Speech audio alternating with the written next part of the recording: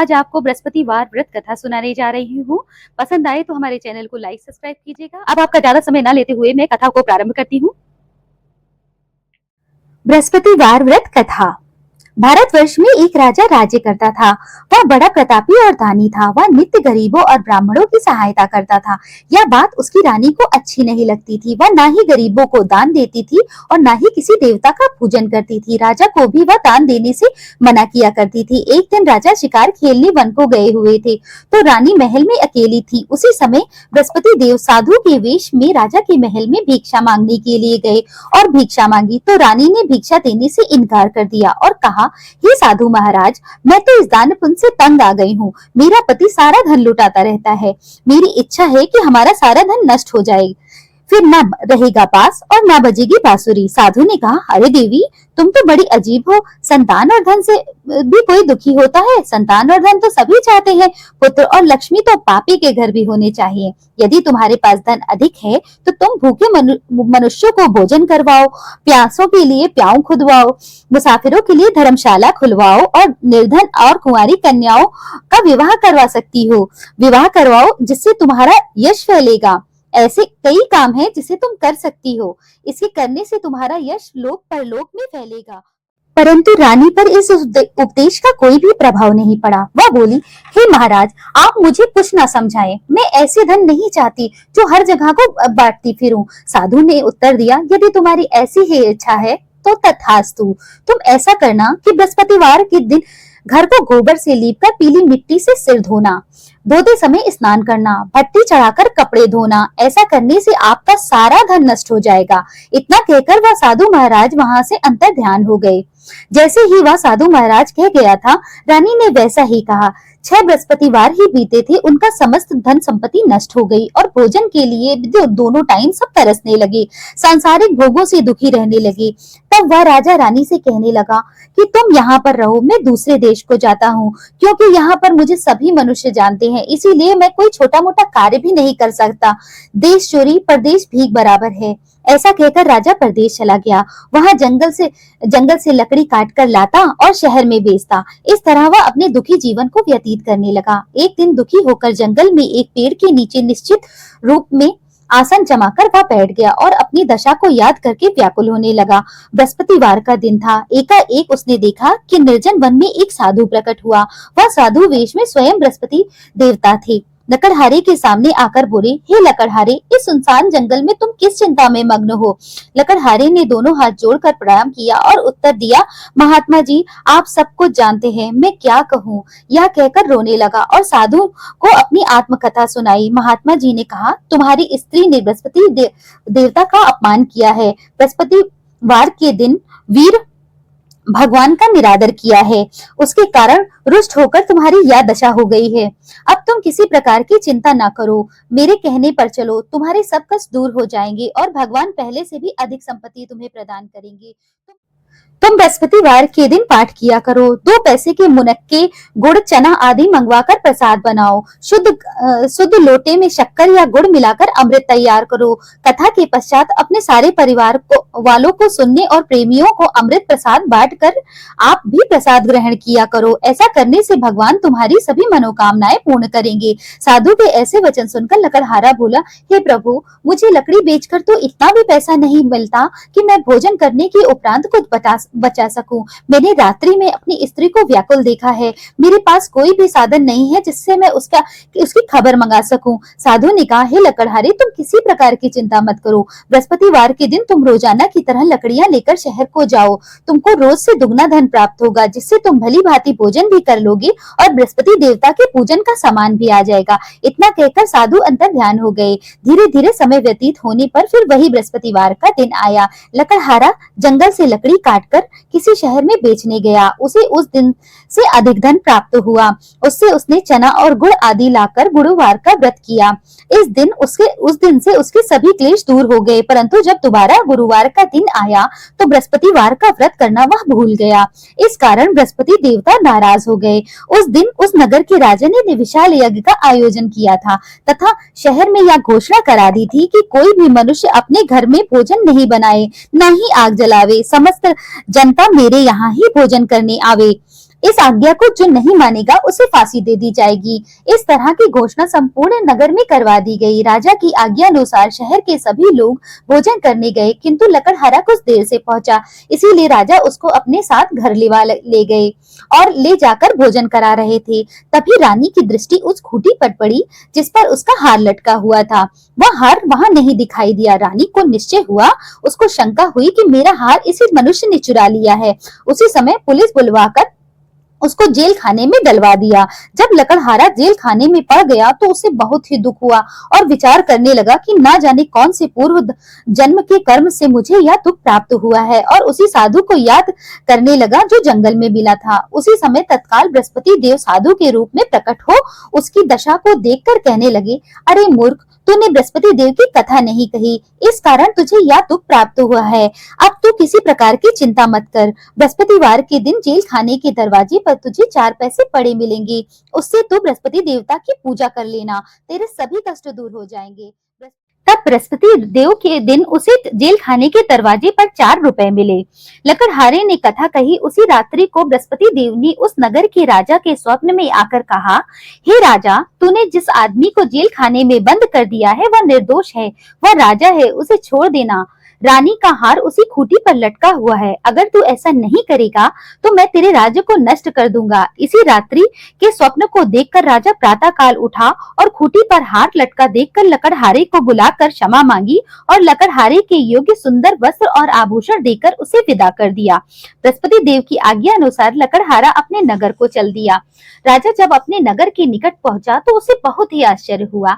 नगर में पहले से अधिक बाग, तालाब, कुएं, बहुत सी धर्मशालाएं, मंदिर आदि दिखाई दे रहे थे। राजा ने पूछा, यह सब बाग और धर्मशाला किसके हैं? तब नगर के सब लोग कहने लगे, यह सब रानी और बांदी के हैं। तो राजा को आश्चर्य हुआ और गुस्सा भी आया कि जब रानी ने यह खबर सुनी कि राजा आ रहे हैं तो उसने अपनी बांदी से कहा, हे दासी, देख राजा हमको कितनी बुरी हालत में छोड़ गए थे, हमारी ऐसी हालत देखकर वह लौट न जाए, इसीलिए तू दरवाजे पर खड़ी हो जा। रानी की आज्ञा अनुसार दासी दरवाजे पर खड़ी हो गई। राजा आए तो बांदी उनको अपने साथ महल में लिवा लाई। तब राजा ने क्रोध करके अपनी तलवार निकाली और रानी से पूछा, यह धन तुम्हें कैसे प्राप्त हुआ है? तब उन्होंने कहा, हमें यह सब धन बृहस्पति देव के इस व्रत के प्रभाव से प्राप्त हुआ है।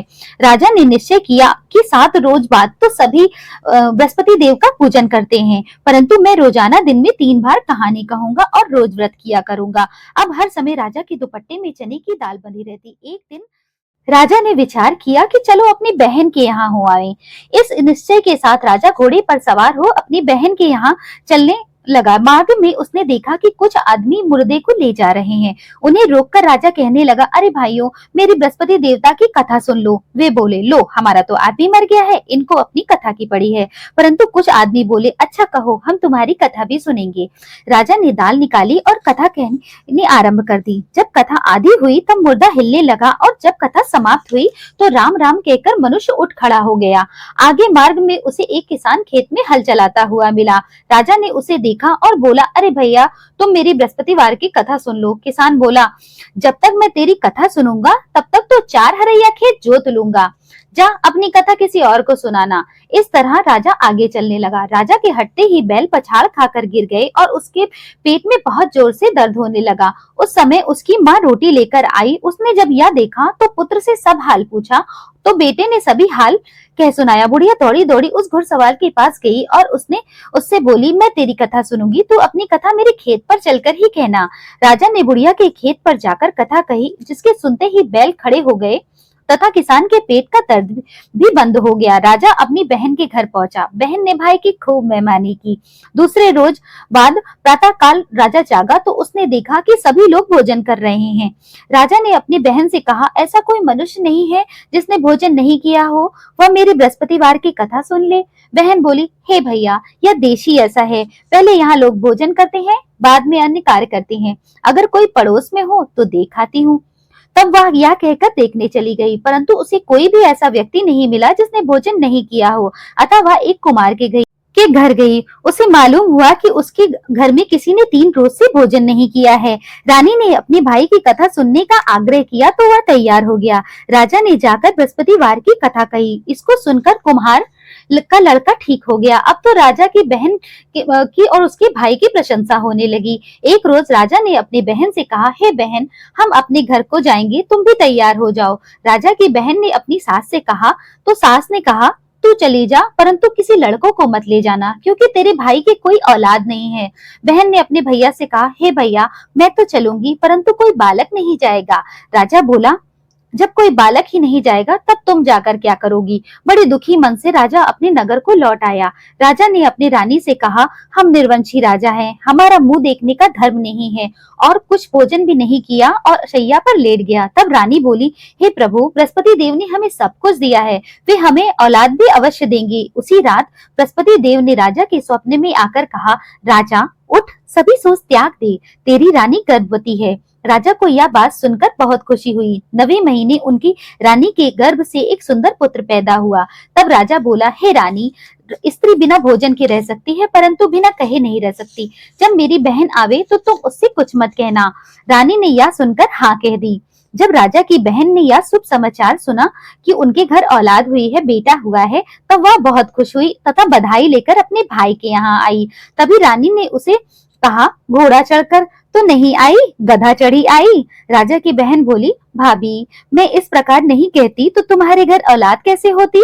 बृहस्पति देव ऐसे ही हैं, सबकी मनोकामनाएं को पूर्ण करते हैं, सबकी रक्षा करते हैं, सभी को वह पूर्ण करते हैं जो जो जिसके मन में जैसी सद्भावना होती है। बृहस्पति वार का जो भी व्रत करता है, वह कथा पढ़ता है, वह सुनता, वह दूसरों को सुनाता है, बृहस्पति देव उसकी सभी मनोकामनाओं को पूर्ण करते हैं। भगवान बृहस्पति देव सदैव रक्षा करने वाले हैं। संसार में सद्भावना से भगवान जी का पूजन व्रत सच्चे हृदय से करते रहना चाहिए, तो उनकी समस्त मनोकामनाएं वे पूर्ण करते हैं। जैसे सच्ची भावना से रानी और राजा ने उनकी कथा का गुणगान किया है, तो उनकी सभी इच्छाएं बृहस्पति देव जी ने पूर्ण की है। इसीलिए पूर्ण कथा सुनने के बाद प्रसाद लेकर ही जाना चाहिए। हृदय से उनका मनन करते हुए जयकारा बोलना चाहिए। बोलो बृहस्पति देवता की जय। अब पाठ को समाप्त करके आप आरती के लिए खड़े हो सकते हैं। मैं आरती आपको सुनाती हूँ, अगर आप चाहें तो मेरे साथ आरती कर सकते हैं।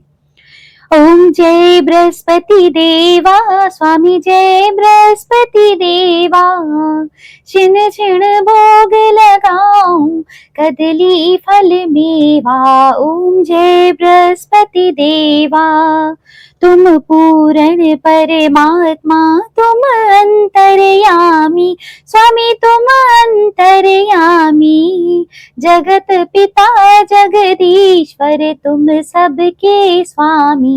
ओम जय बृहस्पति देवा, चरणामृत निज निर्मल, सब पातक हरता, स्वामी सब पातक हरता, सकल मनोरथ दायक, कृपा करो भरता।